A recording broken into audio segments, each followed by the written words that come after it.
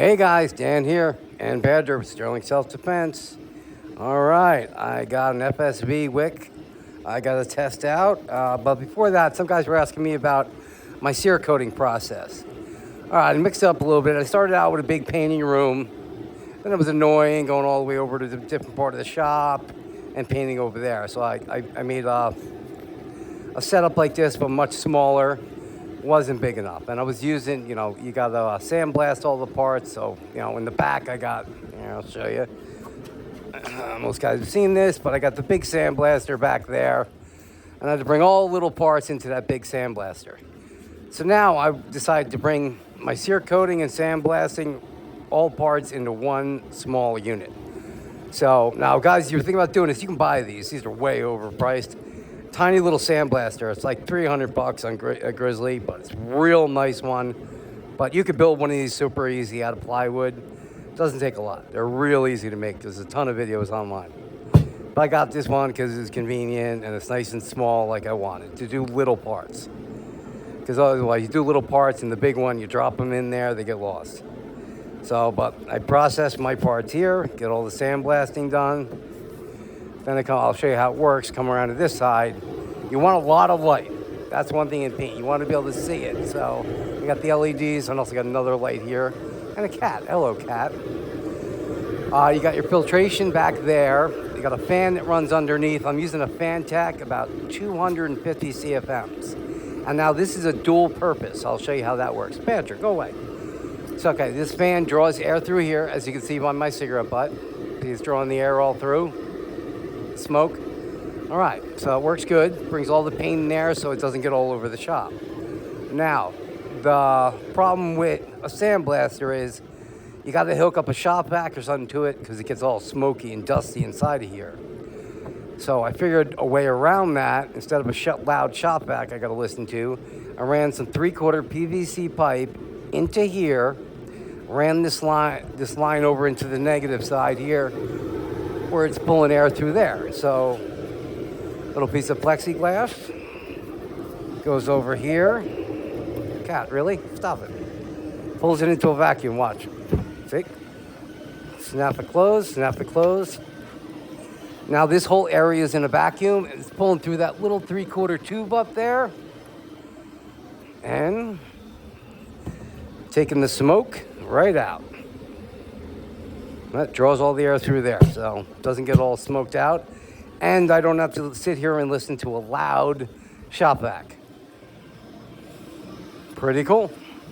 Oh, and the sandblaster, of course, you got to hook up air to it. I have a portable air compressor there. Comes on every like 20 minutes.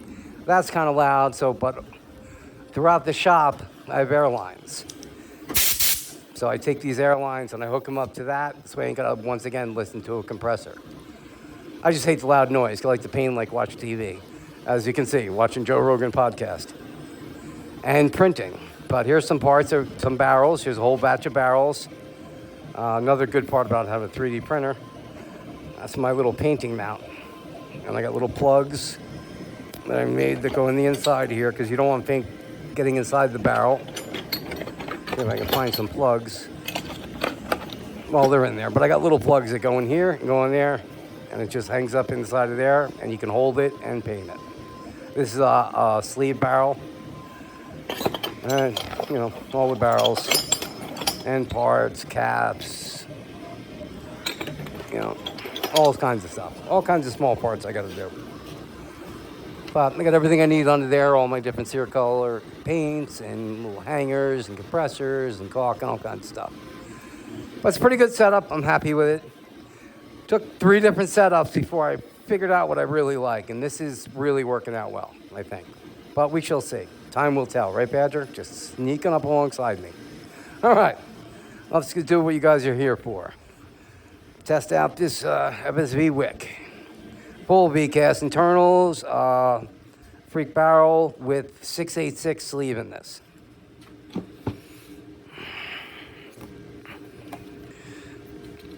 8-gram joules as usual. And you guys can see I got a new fire blanket in there. A little beat up, but Works pretty good. I got this fire blankets on Amazon. I forget the size of like 4 foot by 9 foot, but you want to fold them over 2 ways and then have them over your bar so you can feed it and wear out a little bit at a time. This way you're not buying a ton of them. All right, load her up. Air her up. My protection is on. I'm taping with it. Dog's out of the way. Hey, Badger, over here. Come on. Whoa. Badger, go to your chair. Come on, Badger. Here. Come here. Come here. Duh. Hold on. I got to put Badger in a seat so he's in a safe spot. Why are you not listening to me? There you go. Go to your chair. Go to your chair. Go to your chair. Hey, go to your chair. No one's listening to me today. All right. Stay. Sit. Sit. Sit. Stay. All right. Ready to go. All right, first shot. 8-gram Joules. 396. 394. 392. 388. 388. 390. 392. Good numbers. I think that's all the rounds.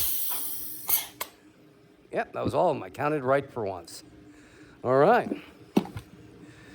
Pretty good. Got sleeve on here. What else? The longer compensator. I think I mentioned everything else. Got the milling on this one. Pretty nice one. All right, I'll be going out tomorrow.